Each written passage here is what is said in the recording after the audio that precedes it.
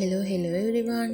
ඔන්න ඉතින් අද මම ඔයාලට අරගෙන ආවේ වෙනස්ම විදිහේ බ්‍රෙඩ් එකක්. මේක සුදු ලුණු රසට කැමති කට්ටියට නම් ගොඩක් හොඳයි. ඉතින් අපි බලමු මේක හදාගන්නේ කොහොමද කියලා. ඉතින් මම මෙතන පාන් අරගෙන තියෙනවා, ඒ වගේම මාගරින් ග්‍රෑම් 50ක් අරගෙන තියෙනවා. ඒත් එක්කම කරපිංචා හීනියට කපාගෙන තියෙනවා, අමු මිරිස්, ඒ වගේම සුදු ලුණු, ඒ වගේම ලුණු අරගෙන තියෙනවා. සුදු ලුණු ගන්නකොට ඔයාලා මෙතනින් 2-3ක් වගේ අරගන්න. ඉතින් මුලින්ම මම සුදු ලුණු ටික, ඒ වගේම අමු මිරිස් ටික, ඒත් එක්කම ලුණු ටික හොඳට ග්‍රයින්ඩ් කරගන්නවා.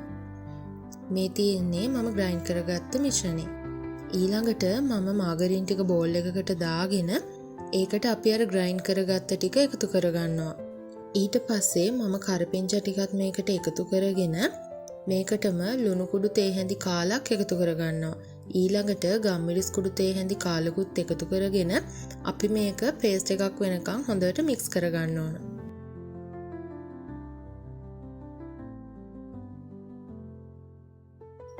ඊළඟට මම අර පාන් ටික අරගෙන මේ වගේ කපා ගන්නවා.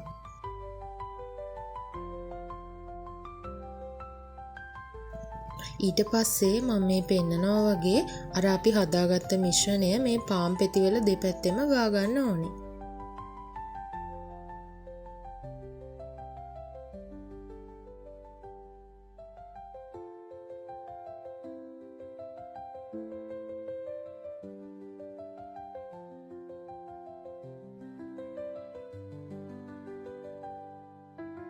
ඊළඟට මම පෑන් එකක් ලිපේ තියලා ඒකට ඔයිල් චුට්ටක් දාලා මේ පාන් ටික මේ වගේ තියලා පොඩ්ඩක් දෙපැත්ත ෆ්‍රයි කරගන්න ඕනේ.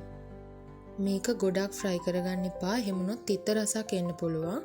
ඒ නිසා පරිස්සමට මේක ඉක්මනින් ෆ්‍රයි කරලා ගන්න.